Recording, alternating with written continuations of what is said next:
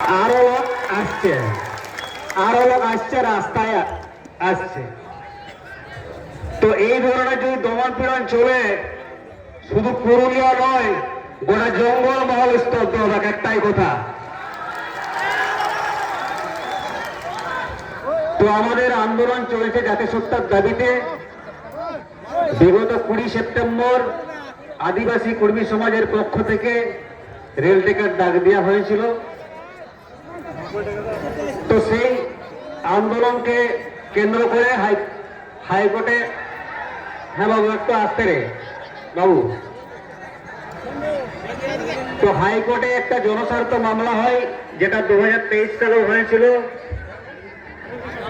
তো সেই রায়ে বলা হয়েছিল যে রেলটাকে এবং সড়ক অবরোধ করলে মানুষের অর্থাৎ জনগণের মৌলিক অধিকার বাধাপ্রাপ্ত হবে, খর্ব হবে, এরকম একটা ব্যাপার ছিল যে রেলটাকে করা যাবে নাই। ভালো জিনিস, আমরা আইন মানি, আমরা সংবিধান মানি, সংবিধান আমরা মাথায় করে রাখি, কিন্তু দেশের কোন আদালত, ভারতের সংবিধান মানুষকে মানা করে নাই যে তুমি তোমার হক অধিকার নিয়ে আন্দোলন করতে পারবে না, এইটা মানা কখনো করে নাই। তাহলে আন্দোলনের রূপরেখা, তার ডিজাইন, তার ফর্ম, তার প্যাটার্ন নিয়ে অবজেকশন থাকতেই পারে। আমরা কোর্টের রায়কে মান্যতা দিয়েছি, কিন্তু কোর্টের রায় কি বলেছিল যে ওই গাঁগুলায় ঢুকে ঢুকে মা বোনদেরকে অকথ্য ভাষায় গালিগালাজ, আমাদের দাদা ভাইদেরকে গোড়াগড়ি লাইঠালাইঠি করে ডাঙ্গা পিটাপিটি করে কপার তাড়িয়ে লোককে অ্যারেস্ট করে বলেছিল কি ঘরের ভিতরে রেল লাইন ছিল নাকি, জিউদার গায়ের ভিতরে রেল লাইন গেছে নাকি? তাইলে যদি রেল লাইনে কেউ ঢুকে রাস্তায় কেউ দাঁড়ায় টাকা তুমি আপনি অ্যারেস্ট করুন, অসুবিধা কিছু নাই। গায়ের ভিতরে কি করতে গেছিলেন আপনারা?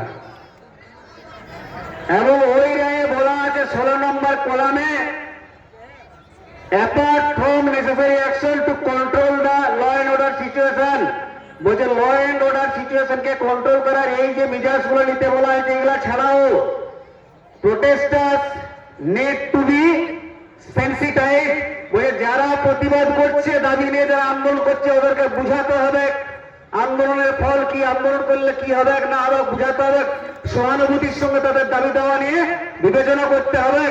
এটা অ্যাডমিনিস্ট্রেশনের দায়িত্ব ছিল। এবং রাজ্য সরকার, কেন্দ্র সরকার প্রত্যেকটা দপ্তরে প্রায় 2 মাস 1.5 মাস আগে চিঠি দেওয়া হয়েছিল।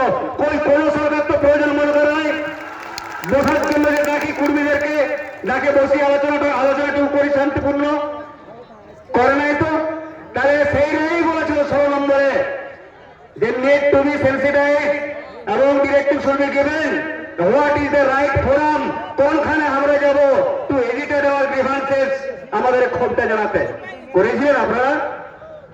19 তারিখ দেখছি মক ডিল হচ্ছে, দমে বম ফুটছে, দমে ধোঁয়া উঠছে, যেমন যুদ্ধ শুরু হয়ে গেল বাবা কর্মীদের সঙ্গে। গায়ে গায়ে ঘুরে পেট্রোলিং শুরু হয়ে গেল। কখন করে গায়ে গায়ে এরিয়া ডোমিনেশন পেট্রোলিং কখন হয়? মাননীয় ডিএম, মাননীয় এসপি সাহেব উইথ ডিউ রিগার্ডস আইনের তর্ক করছে আপনার সঙ্গে, কখন পেট্রোলিং হয় গায়ে, কখন এরিয়া ডোমিনেন্স হয় না? হাই ক্রাইম এরিয়াজ 1 নম্বর ক্রাইটেরিয়া হচ্ছে হাই ক্রাইম এরিয়াজ, 2 নম্বর টেনশন অফ আনরেস্ট, 3 নম্বর সার্চ অপারেশন যদি চলে, 4 নম্বর গ্যাং অ্যাক্টিভিটিজ, 5 নম্বর কমিউনিটি এনগেজমেন্ট। তাহলে ভিলেজ পেট্রোলিং এর sole purpose is to prevent crime, public safety and to establish trust between law enforcement and community. তো আজকে পুলিশ মন্ত্রী যিনি আছেন তাকে বলতে গেছি, তাহলে ট্রাস্ট আপনি বিশ্বাস করতে গেছেন কর্মীদের সঙ্গে, তাহলে বিশ্বাসটা কি ভাঙে গেছে? বিশ্বাস কি রাখতে পারছেন না? আপনি আমাদেরকে নবান্ন রেখে উত্তরে পড়াবেন আর রোজা আর কাজু বাদাম খাওয়াবেন আর জিঙ্গারু বাড়ার লোককে আপনি হাত পোড়া পড়াবেন, এ চলতে পারে না বন্ধু, এ বিচারিতে চলতে পারে না। All that bitters is not gold. हर चमकते चीज सोना नहीं होते,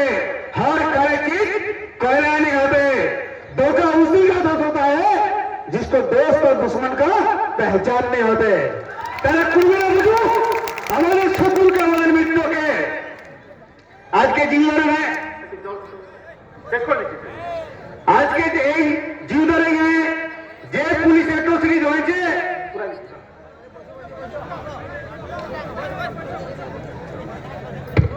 তো তার বিরুদ্ধে এই পুলিশের ক্রুয়েলিটি এবং কি হচ্ছে এক্সেসিভ ইউজ অফ ফোর্সেস ইনাদের বিরুদ্ধে কোর্টে মামলা হওয়া উচিত আছে মনে করি। কোর্টে যাওয়া উচিত আছে এনাদের বিরুদ্ধে।